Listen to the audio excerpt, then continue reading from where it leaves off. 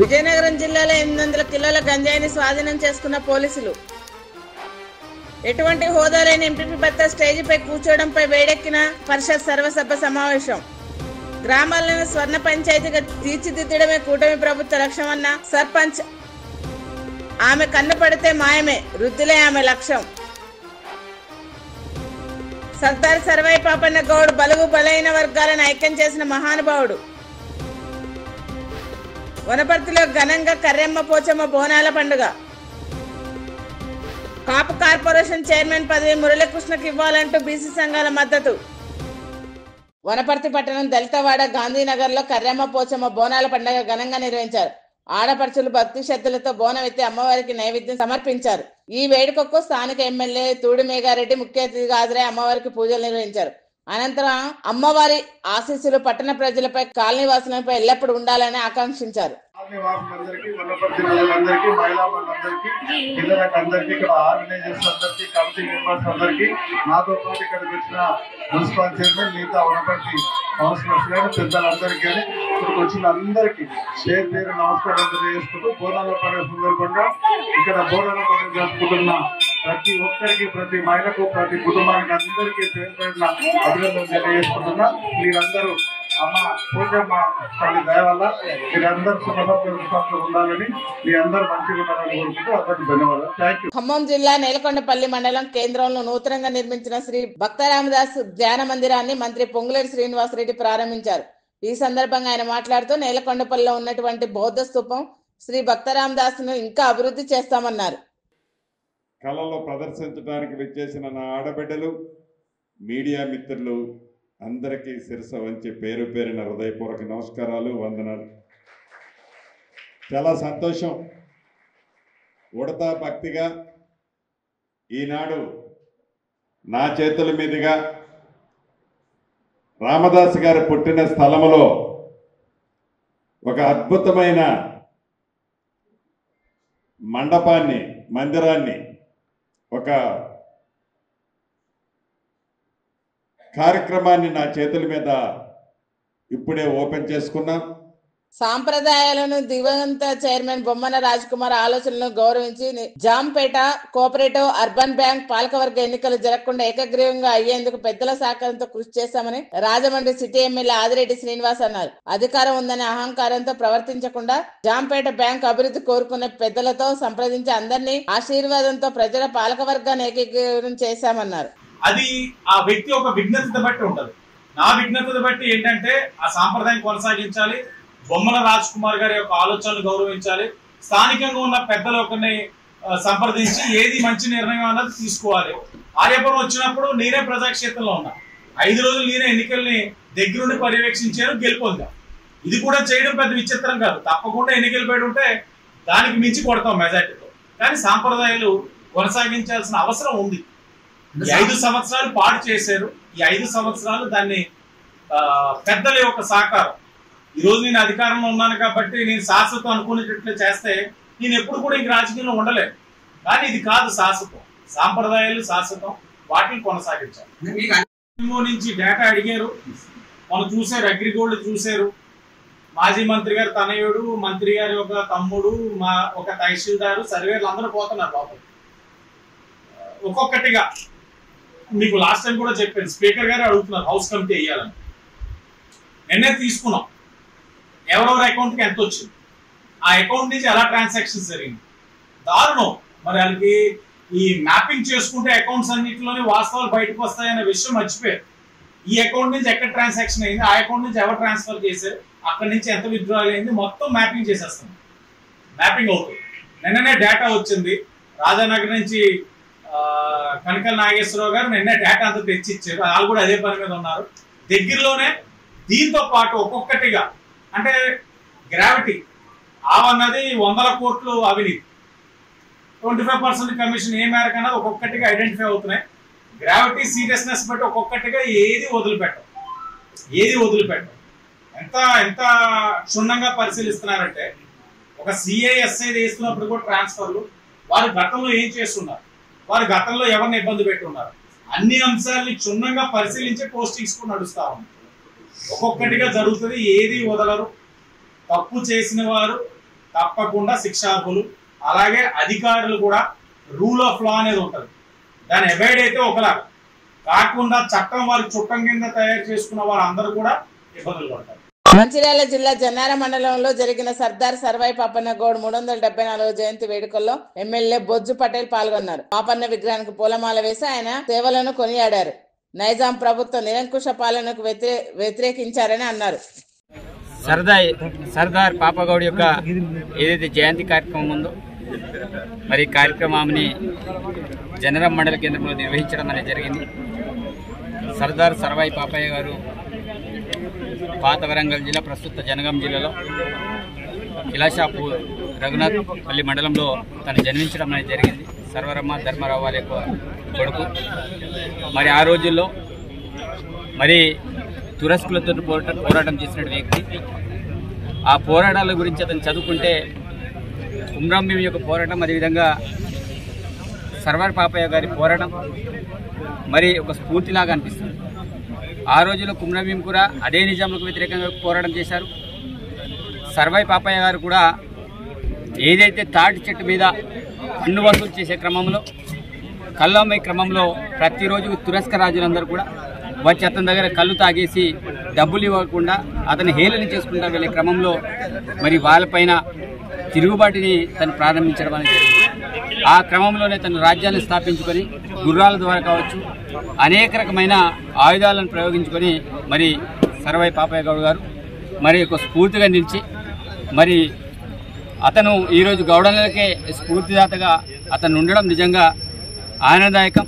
మరి అతని ఆశయాల కోసం, ఆ రోజులు అతను ఏ ఆశయం కోసం అయితే అతను పోరాటాలు చేశారో ఆ ఆశయం కోసం ఈరోజు గౌడనలు కూడా తప్పకుండా హక్కుల కోసం పోరాటం చేయాల్సిన అవసరం ఉంటుంది.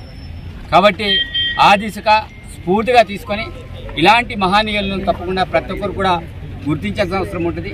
ఆ క్రమంలోనే వాళ్ళ అడుగుజాడలో నేటి యువత కూడా నడవాల్సిన అవసరం ఉంటుంది.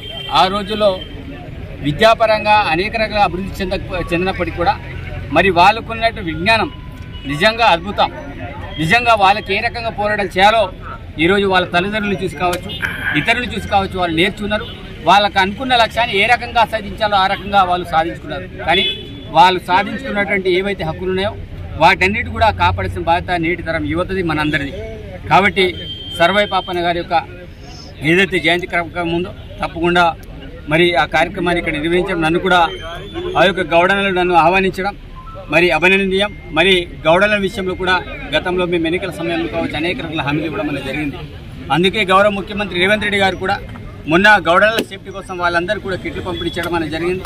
మరి త్వరలోనే ఏవైతే మేము ఆ రోజు గౌడల కోసం ప్రత్యేకించి నిధి ఏర్పాటు చేయడం విషయమే కావచ్చు, ఏవైతే హామీలు ఇచ్చినా కావచ్చు వాటన్నిటి కూడా దశల వారీగా మరి గౌరవ ముఖ్యమంత్రి చేస్తూ పోతున్నారు.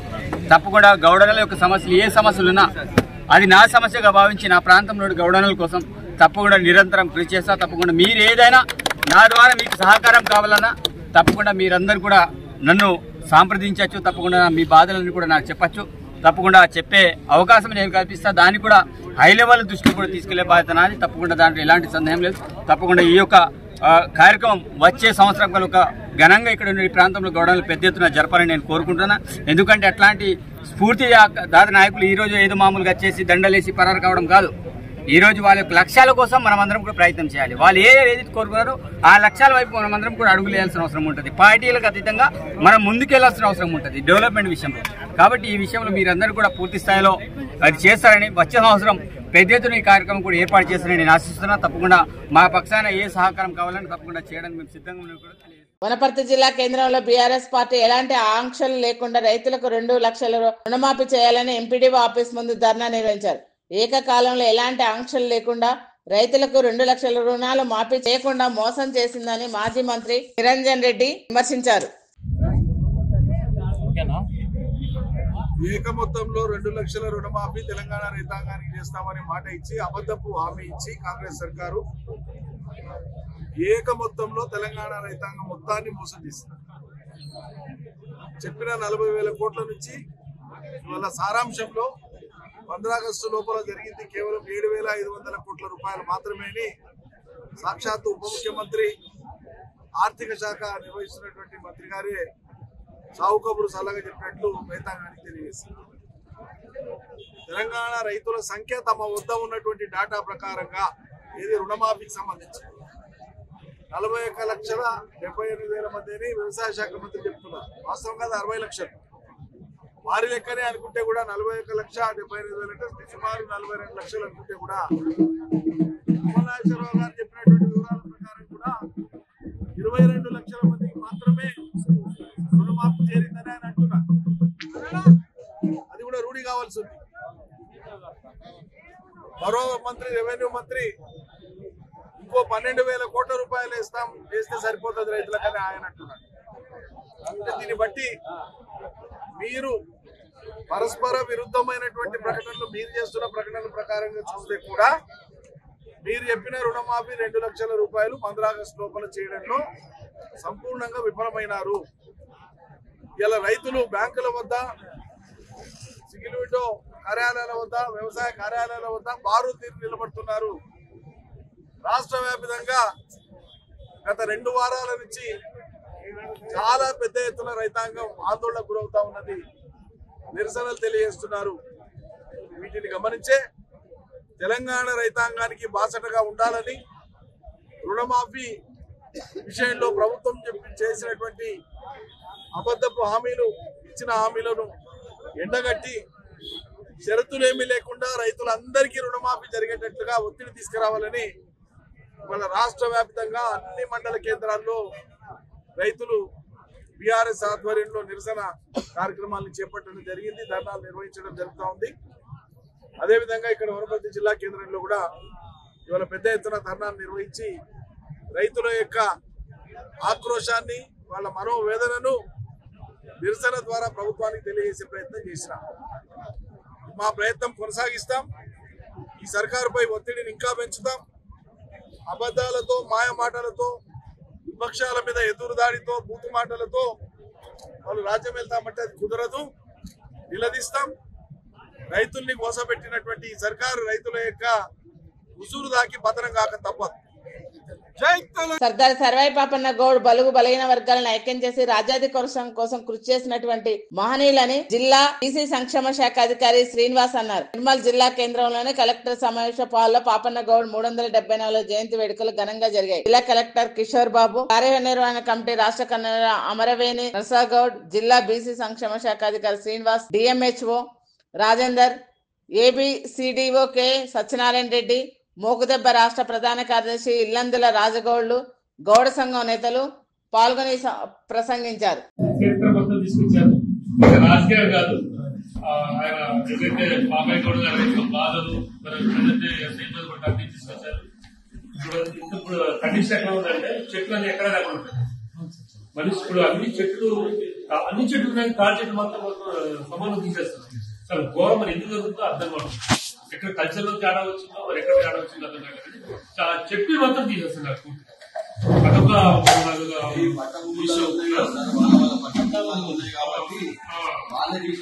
అనేక రకాల కారణాలు ఉండొచ్చు. మరి వేరే ఎక్కడ మనకి గవర్నమెంట్ ల్యాండ్స్ ఎక్కడ చెట్లు ఒక ఇది చెరువుల దగ్గర ఉన్నాయి. అది ఆ ప్లేసెస్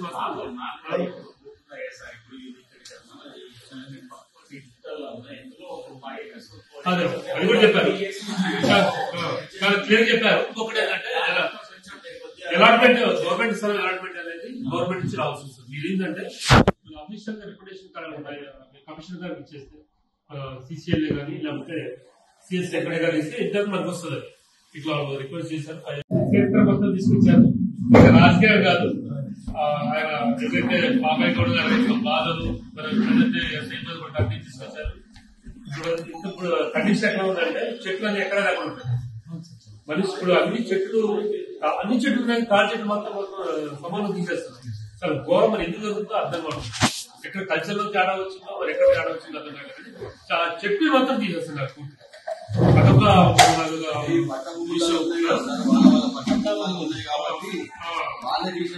అనేక రకాల కారణాలు ఉండొచ్చు. మరి వేరే ఎక్కడ మనకి గవర్నమెంట్ ల్యాండ్స్ ఎక్కడ ఉంటే చెట్లు ఒక ఇది చెరువుల దగ్గర ఉన్నాయి. అది ఆ ప్లేసెస్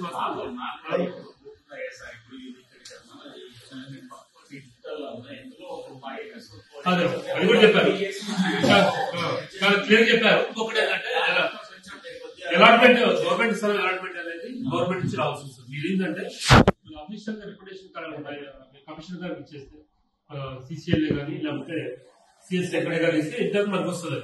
ఇట్లా రిక్వెస్ట్ చేశారు. నల్గొండ జిల్లా మిర్యాలగూడలో రూరల్ టాస్క్ ఫోర్స్ పోలీసులు జరిపిన దాడిలో దాదాపు 230 క్వింటాల అక్రమ రేషన్ బియ్యాన్ని ఎస్ఐని అరెస్ట్ స్వాధీనం చేసుకున్నారు. లక్ష్మీ బాలాజీ బిన్స్ రైస్ మిల్లో లారీ 2 మినీ గూడ్స్ వెహికల్స్ లో తరలించేందుకు సిద్ధంగా ఉన్న సుమారు 391 బస్తాల రేషన్ బియ్యాన్ని తరలిస్తున్న మిల్లు యజమాని నరేంద్రపై కేసు నమోదు చేసినట్లు విశ్వసనీయ సమాచారం. ఇంకోటి అండి దాన్ని తీయ ఒకసారి F2UF ఓకేనా.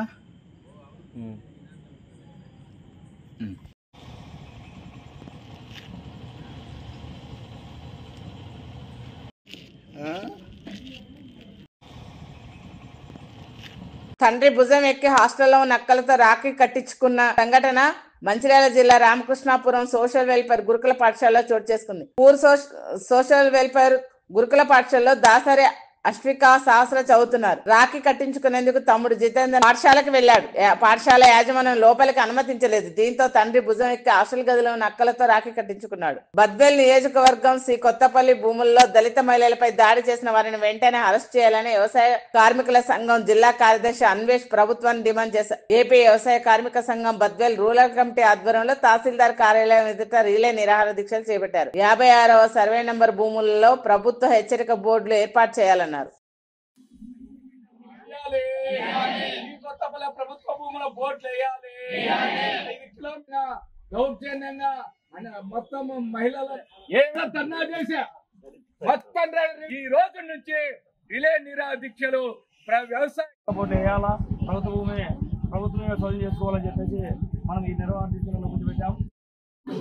బద్వేల్ మండల పరిధిలోని సి కొత్తపల్లె కేవలం 3 కిలోమీటర్లే ఉన్నది.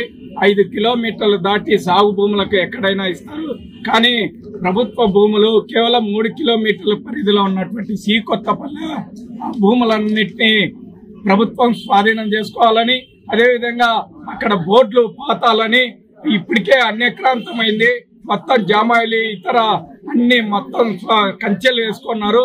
కాబట్టి ఆ భూములన్నింటినీ స్వాధీనపరచుకోవాలని 54 సర్వే నెంబర్లో 2 ఎకరాల ప్రభుత్వ భూమిని దౌర్జన్యంగా రామచంద్రారెడ్డి ఆక్రమించారు.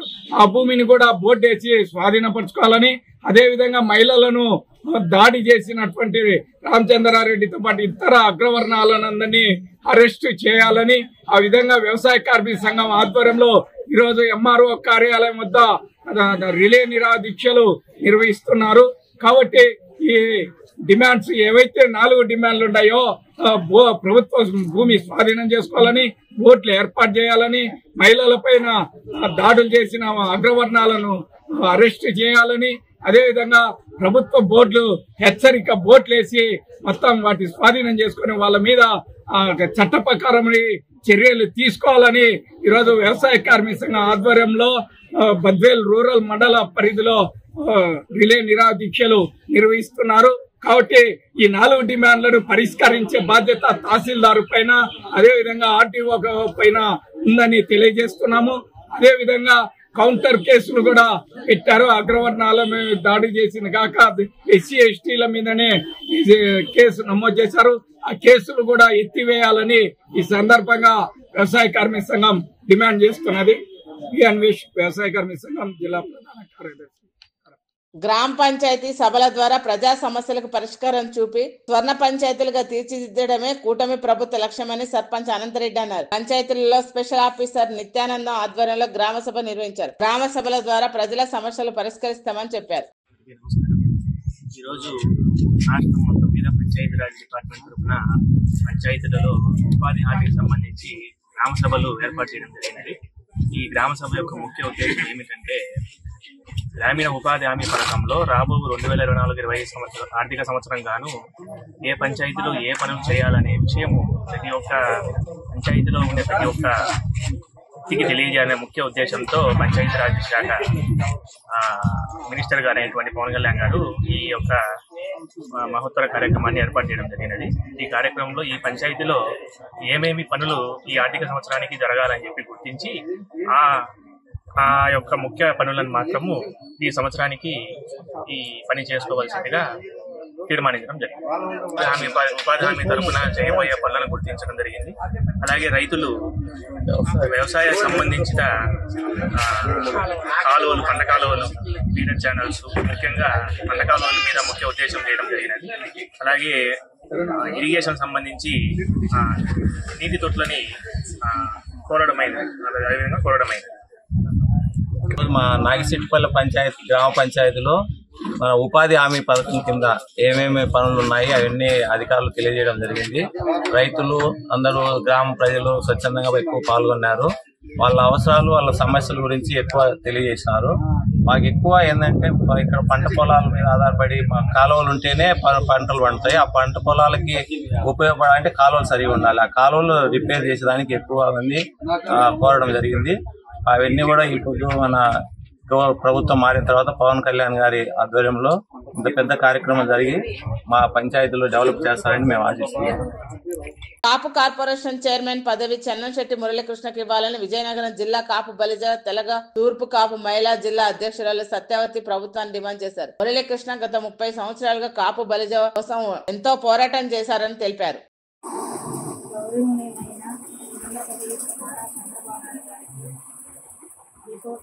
సీఎం గారు పవన్ కళ్యాణ్ గారికి, లోకేష్ గారికి నా హృదయపూర్వక అభినందనలు. నా పేరు సుబ్బాను సత్యవతి, విజయనగరం జిల్లా కాపు తెలగ బలిజ సంఘాలకి అధ్యక్షురాలు. నేను సేవ చేసుకుంటూ కొనసాగుతున్నాను. మన ఆంధ్రప్రదేశ్ రాష్ట్ర చెన్నశెట్టి మురళీకృష్ణ గారికి రాష్ట్ర చైర్మన్గా ఇవ్వాలని కోరుతున్నాను. అతను గత 20 సంవత్సరాలుగా ఎన్నో సేవలు చేశారు. మన కాపుల కోసం అతను సొంత డబ్బులతో ఎన్నో ఉపకారాలు చేశారు, ఎన్నో సేవలు చేశారు. ఎంతోమంది ఈరోజు కాపు సంఘం ఇలా ఉందంటే అతని వల్లే. అందువల్ల అతనికి ఇవ్వాలని, రాష్ట్ర చైర్మన్గా ఇవ్వాలని కోరుతున్నాను. జై కాపునాడు. కడప పట్టణంలో మున్సిపల్ కార్పొరేషన్ గాంధీనగర్ పాఠశాలలో సైన్స్ ఫేర్ కార్యక్రమాన్ని నిర్వహించారు. విద్యార్థులలో ఉన్న నైపుణ్యాన్ని వెలుపలకు తీయడానికి ఇది ఎంతగానో ఉపయోగపడుతుందని పాఠశాల ప్రధాన ఉపాధ్యాయులు పుష్పకుమార్ అన్నారు. ఏపీజే అబ్దుల్ కలాం లాంటి మేధావి, శత్రువు లాంటి వ్యక్తులతో పోటీ పడే తత్వం పిల్లల్లో రావాలని తెలిపారు.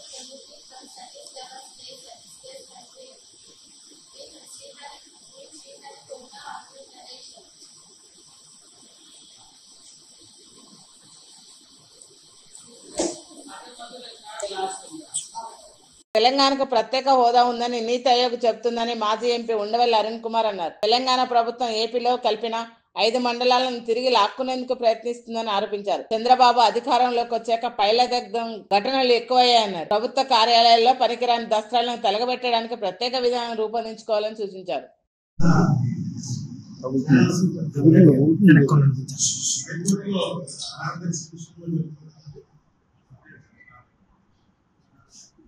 విచారణ మీద రకరకాల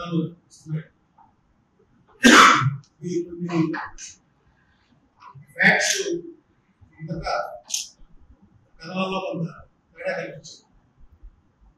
అవి క్లియర్ చేయాలనే ఉద్దేశంతో సుప్రీంకోర్టు వారు ఇచ్చినటువంటి ఉత్తర్వుల మేరకు తెలంగాణ హైకోర్టు వారు విచారణ చేపట్టారు. 4వ ఐదు నేను ఆన్లైన్లో విచారణ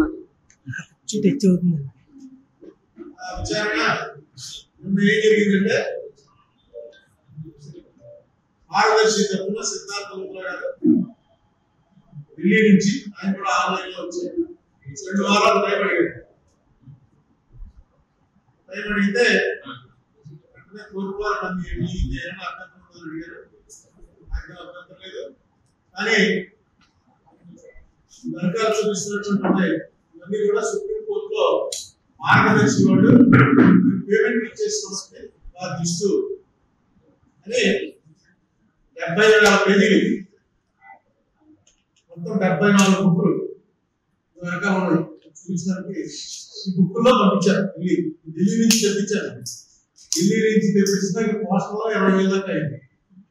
ఇవన్నీ ఏంటంటే బుక్కుల రూపంలో సుప్రీంకోర్టులో ఉన్న దీని ప్రకారం ఆన్లైన్ వెళ్ళడానికి ఇంత మించి ఒకటి.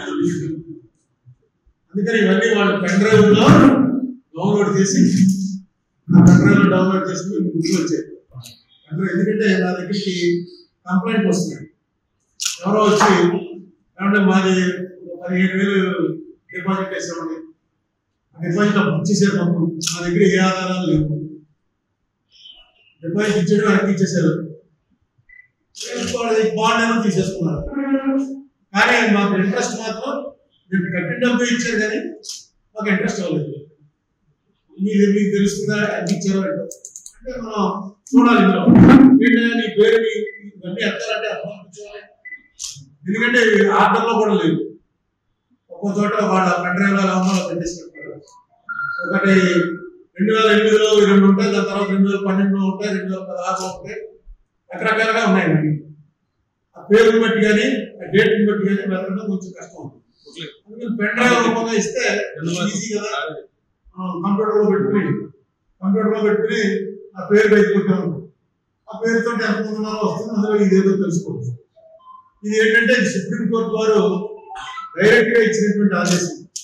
అందరూ డిపాజిటర్స్ కి డబ్బులు అందాయా లేదా అది చూడవలసిన బాధ్యత కూడా హైకోర్టు అవసరమైతే హైకోర్టులో ఒక స్పెషల్ గా జ్యుడిషియల్ ఆఫీసర్ నియమించండి. అన్ని ప్రధాన పత్రికల్లోనూ అడ్వర్టైజ్మెంట్ ఇవ్వండి, ఇచ్చి దాన్ని ప్రజలందరికీ అందాలి. అంటే అప్పుడు మార్గదర్శికి సంబంధించిన పెద్ద అడ్వకేట్లు సిద్ధార్థ మోద్రా, అభిషేక్ సింగ్, ముకుల్ రోహ్తగి ముగ్గురు కూడా అప్డేట్ చేశారు. అప్డేట్ చేసి ఇది అసలు ఎవరు అడిగారు, ఇది మీరు మళ్ళీ ఇప్పుడు ఎప్పుడో అయిపోయిన 15 ఏళ్ల క్రితం ఇప్పుడు మీరు మళ్ళీ లేపుతున్నారు ఏంటంటే జడ్జి గారు క్లియర్గా ఏం చెప్పారంటే చిన్న డిపాజిట్లు ఉన్నారనుకో 15 వాళ్ళకు కూడా న్యాయం చేయాలి కదా. ఇచ్చేసామంటున్నప్పుడు మీకేమవుతుందో కోర్టు వారు దాన్ని నిర్ణయిస్తారు అని చెప్పి అది కూడా ఒక అడిషనల్ గా సుప్రీంకోర్టు వారు ఆదేశం. మనం అడిగింది కదా ఏమని చెప్పారు, అప్లికేషన్ పెట్టుకో కోర్టు ముందు వాళ్ళు కూడా పెడతారు, ఇచ్చేస్తారు. ఎందుకంటే వాళ్ళకి ఉండడానికి అవకాశం ఉంటుంది. పోతే ముఖ్యంగా మనం ఎప్పటి నుంచో రాజమండ్రిలో ఉన్న సీనియర్ పాత్రికేయులు అందరికీ తెలుసు.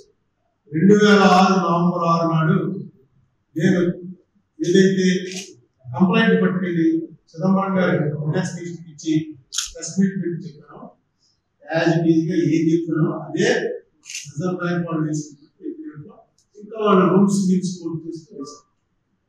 రిజర్వ్ బ్యాంక్ ఎఫిడవిట్ మీరు చూసే ఉంటారు, ఇంకా చాలా బ్యాంకులు వచ్చినాయి. దాని ప్రకారం క్లారిటీగా 45S అనేది prohibiting HUFs from collecting deposits. ఇంకొకటి కూడా ఏం రాశారంటే 2 సంవత్సరాల జైలు శిక్ష, డబల్ ద అమౌంట్ కలెక్టెడ్, ఏ కారణాల వలన ఇందులో ఏమైనా సంశయం వస్తే 1 సంవత్సరం జైలు శిక్షణ వేయాలి అని ఏదో కేసు ఏదో కోర్టు చేశారు. అంటే ఇప్పుడు జైలు శిక్ష గురించి నేను ఎప్పుడు ఇన్సిస్ట్ చేయలేదు, పెద్ద అది కోర్టు వారు డిసైడ్ చేస్తారు.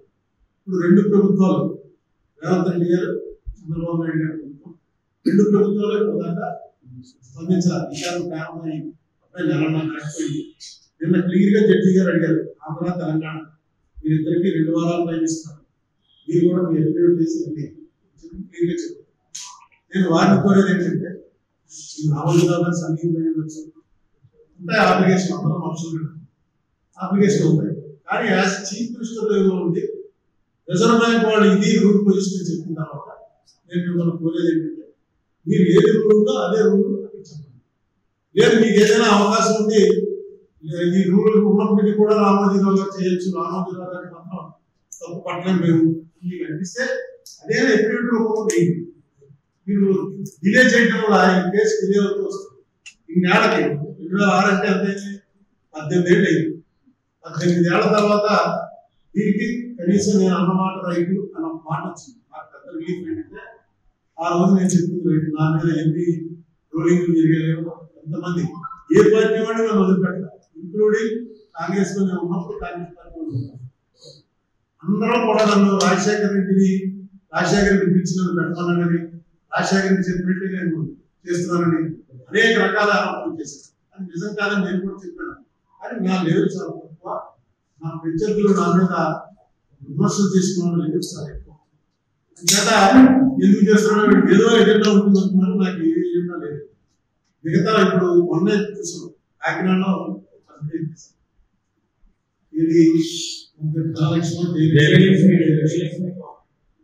అలాగే అది అయిన తర్వాత ఇంకోటి కార్తికేయ ఇంకో పేరుతో ఇంకోటి వచ్చేసారు కోఆపరేటివ్.